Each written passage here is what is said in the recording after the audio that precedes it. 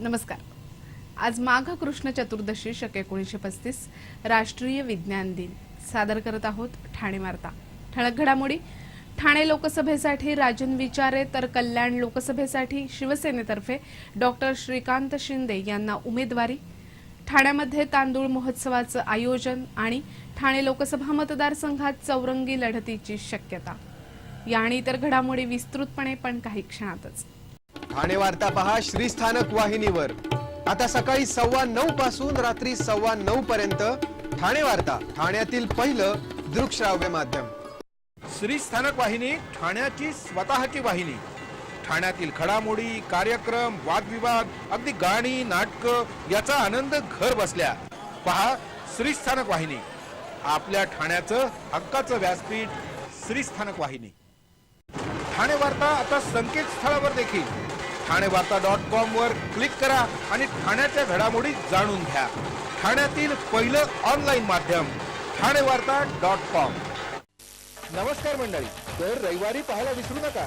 नमस्कार मंडळी, आपल्या प्रश्नांचं थेट उत्तर। ठाणे वार्ता पहा श्रीस्थानक वाहिनीवर। आता सकाळी 9:15 पासून रात्री 9:15 पर्यंत ठाणे वार्ता, ठाण्यातील पहिलं दृकश्राव्य माध्यम। शिवसेनेनं लोकसभा उमेदवारांची यादी जाहीर केली असून ठाण्यातून राजन विचारे तर कल्याणमधून डॉक्टर श्रीकांत शिंदे यांना उमेदवारी जाहीर झाली आहे। शिवसेनेचे पक्षप्रमुख उद्धव ठाकरे यांनी एका पत्रकार परिषदेत 18 जणांची यादी जाहीर केली। ठाणे लोकसभा मतदारसंघाचं प्रतिनिधित्व करणारे आनंद परांजपे यांनी महापालिका निवडणुकीच्या तोंडावर शिवसेनेला जय महाराष्ट्र केलं होतं, त्यामुळे त्यांच्या जागेवर राजन विचारे यांना उमेदवारी देण्यात आली आहे। ठाणे आणि कल्याण लोकसभेसाठी शिवसेनेला योग्य उमेदवार मिळत नव्हता, त्यामुळे शिवसेनेनं ठाण्यातून 3 पैकी एका आमदाराला निवडणूक लढवावी लागेल असं यापूर्वीच सांगितलं होतं। आता राजन विचारे यांच्या उमेदवारीवर शिक्कामोर्तब झालंय। राजन विचारे सध्या ठाण्याचे आमदार आहेत। ठाण्याचं महापौर पदही त्यांनी भूषवलंय। कल्याण लोकसभा मतदारसंघातही शिवसेनेला योग्य उमेदवार मिळत नव्हता।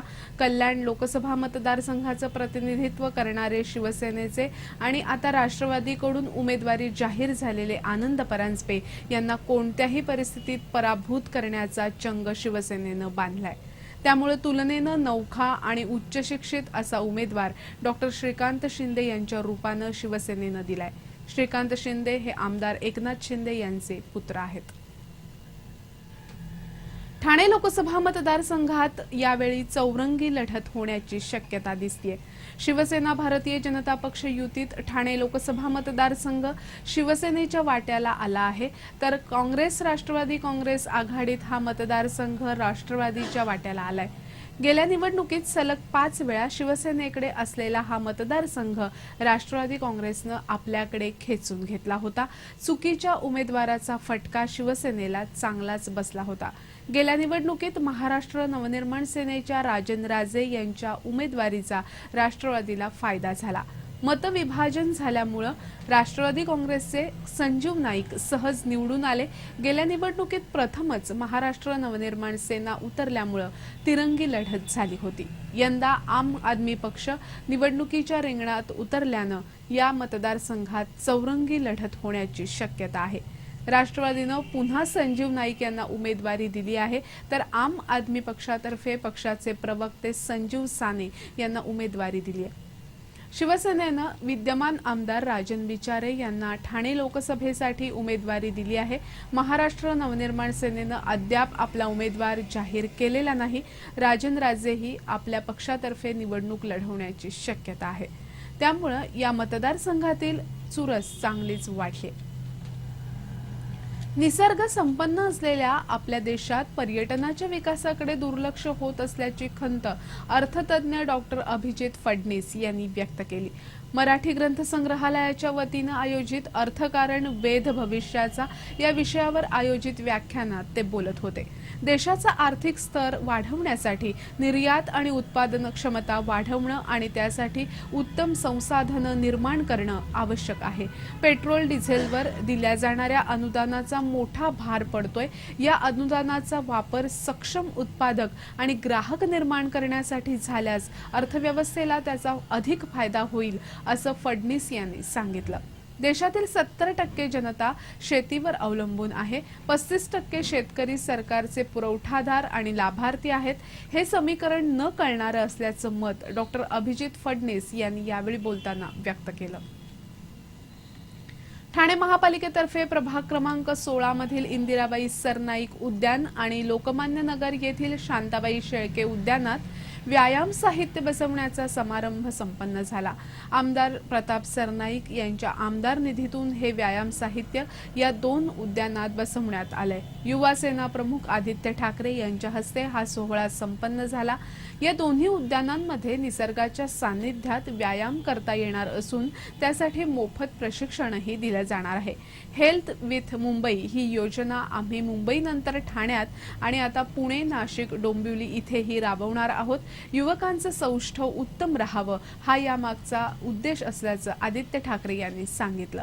यावेळी सिद्धांचल येथील ज्येष्ठ संगीतकार श्रीनिवास खळे उद्यानाचं उद्घाटन तसंच वर्तकनगर येथील समाज मंदिराचं भूमिपूजनही आदित्य ठाकरे यांच्या हस्ते झालं. ठाणे वार्ता पहा श्रीस्थानक वाहिनीवर.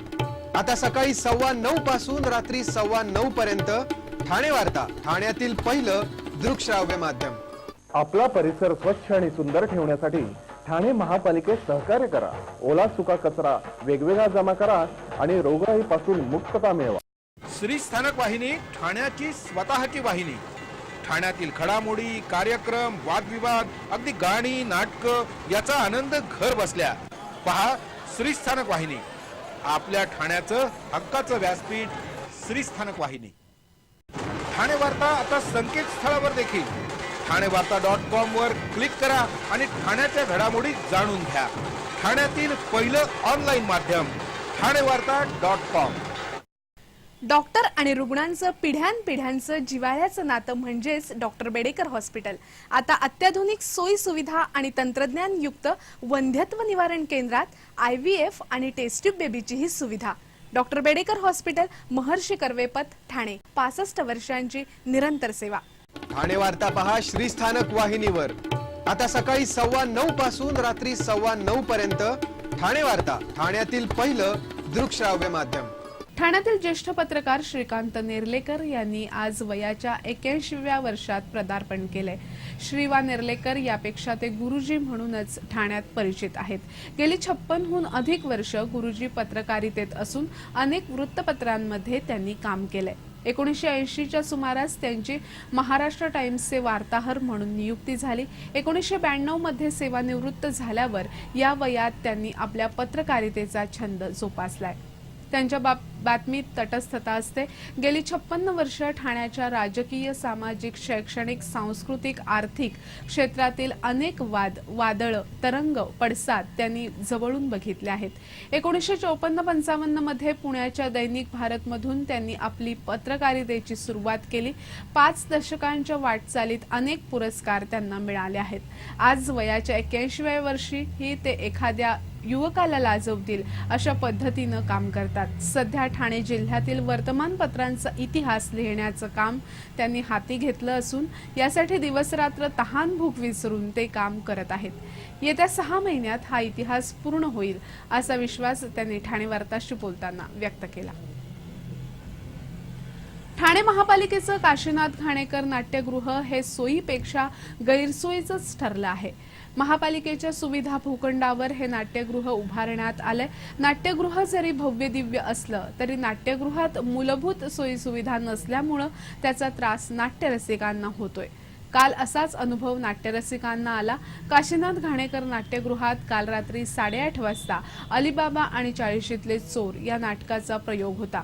प्रयोग निर्धारित वेळेपेक्षा अर्धा तास उशिरा सुरू झाला. नाटकाच्या मध्यंतरामध्ये चहा, कॉफी, अल्पोपहारासाठी बाकं लावण्यात आली होती, पण चहा कॉफीचा पत्ताच नव्हता. तोच प्रकार पिण्याच्या पाण्याबाबत होता. पाणी पिण्यासाठी कूलर होता, पण तिथे पाणी पिण्यासाठी भांडी नसल्यामुळं 300 रुपयांचं महागडं तिकीट खरेदी करूनही रसिकांना ओंजळीनं पाणी पिण्याची वेळ आली होती.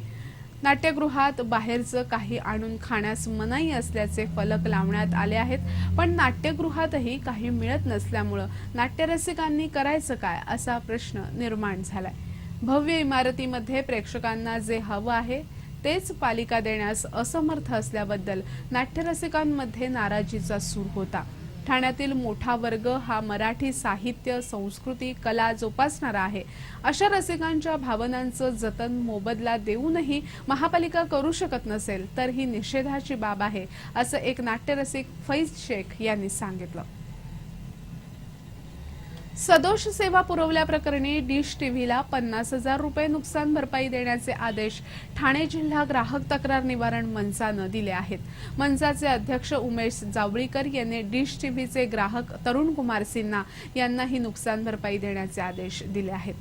तरुण कुमार सिन्हा यांनी डिश टीव्हीच्या मुलुंड येथील जगदीश या विक्रेत्याकडून डिश टीव्हीची सेवा घेतली होती. या सेवेसाठी 5,000 रुपये आणि अनामत म्हणून 2,490 रुपये त्यांनी दिले होते, पण सुरुवातीपासूनच अपेक्षित चॅनेल मिळाले नाहीत. त्याचप्रमाणे अनेकदा तक्रार करूनही दोष दूर करण्यात आले नाहीत. त्यामुळे सिन्हा यांना सर्वच चॅनेल तसंच मागणीप्रमाणे इतर कार्यक्रमही पाहता आले नाहीत. सिन्हा यांनी या प्रकरणी डिश टीव्हीकडे तक्रार नोंदवूनही कोणी त्याची दखल घेतली नाही. त्यानंतर दुरुस्तीसाठी अनिल नावाच्या माणसास पाठवण्यात आलं. यावर वारंवार तक्रारी करूनही काहीच न झाल्यामुळे त्यांनी मंचाकडे दाद मागितली. डिश टीव्हीच्या प्रतिनिधींनी मंचाला सिन्हा यांनी करारातील सर्व अटी मान्य असल्यानं तक्रार दाखल करण्याचा अधिकार नाही, तसंच कोणताही वाद प्रस्थापित करावयाचा झाल्यास दिल्लीच्या लवाद मंडळाकडे तक्रार करावी लागेल असं करारात नमूद असल्यानं मंचाला तक्रार चालवण्याचा अधिकार नाही असा दावा केला. सिन्हा यांच्या डिश अँटिनाला बसवलेली RF केबल सदोष असल्यामुळे त्यांना सेवा पुरवता आली नाही असा दावा करण्यात आला. मंचानं मात्र ग्राहक संरक्षण अधिनियम कलम 3 अन्वये या प्रकरणात मंचाला न्याय देण्याचा अधिकार असल्याचं सांगितलं.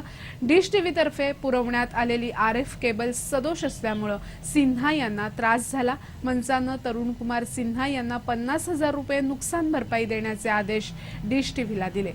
विशेष म्हणजे 5,000 रुपयांसाठी 10 पट नुकसान भरपाई तरुण कुमार सिन्हा यांना मिळाली. ठाण्यामध्ये तांदूळ महोत्सवाचं आयोजन करण्यात आलं असून आज या तांदूळ महोत्सवाचं उद्घाटन आदिवासी विकास राज्यमंत्री राजेंद्र गावित आणि कृषी मंत्री राधाकृष्ण विखे पाटील यांच्या हस्ते झालं. कृषी आणि पणन विभाग, ठाणे जिल्हा परिषद यांच्या संयुक्त विद्यमानं या तांदूळ महोत्सवाचं आयोजन करण्यात आलंय. या तांदूळ महोत्सवात महाराईस या नावाखाली तांदूळ विक्रीचा शुभारंभ करण्यात आला. या तांदूळ महोत्सवात उत्पादक ते ग्राहक या संकल्पनेखाली थेट शेतकऱ्यांकडून तांदूळ ग्राहकांना उपलब्ध करून देण्यात आलाय. शेतकरी आणि ग्राहक यांच्यामधील मध्यस्थांची साखळी कमी करून शेतकऱ्यांच्या नफ्यात वाढ करणं आणि ग्राहकांना देखील योग्य दरात दर्जेदार शेतमाल मिळवून देणं अशा दुहेरी उद्देशातून या तांदूळ महोत्सवाचं आयोजन करण्यात आलंय. या तांदूळ महोत्सवात शेतकऱ्यांकडील तांदूळ, नागली, वरई, भाजीपाला तसंच विविध प्रक्रियायुक्त शेतमाल विक्रीसाठी उपलब्ध करून देण्यात आलाय.